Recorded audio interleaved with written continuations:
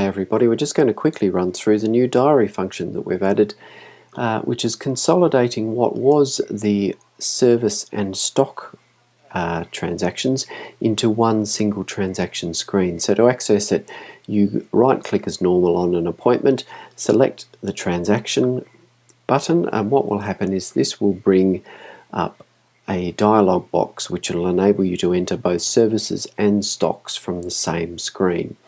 So you see, as before, there's the date, the patient's name, their payment category, but we've introduced here a box which pulls the comments from the patient's record so that anything that is written in the patient's comment box will be pulled through here so that you can see it. So if you've made notes in there about how much you need to charge somebody or any particular things that you need to discuss with them, that will come up and will be visible there, so you won't have to go into the patient's record to see it.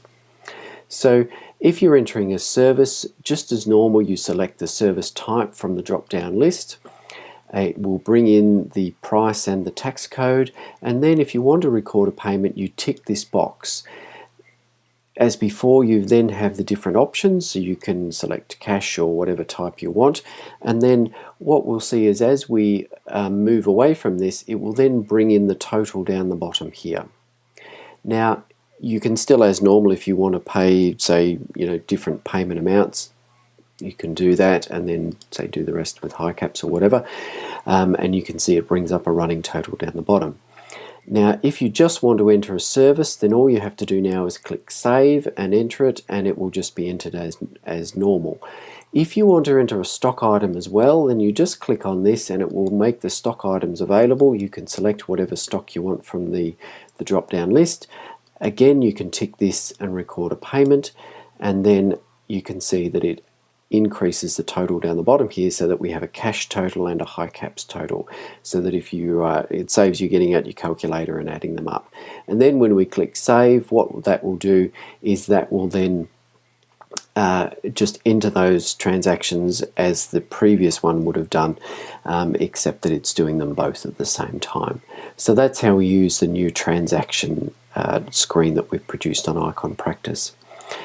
Just another little function that we'll quickly show you here is that now we have the ability to print future appointments for patients. So we right click again, go to the print option here, and then select appointments.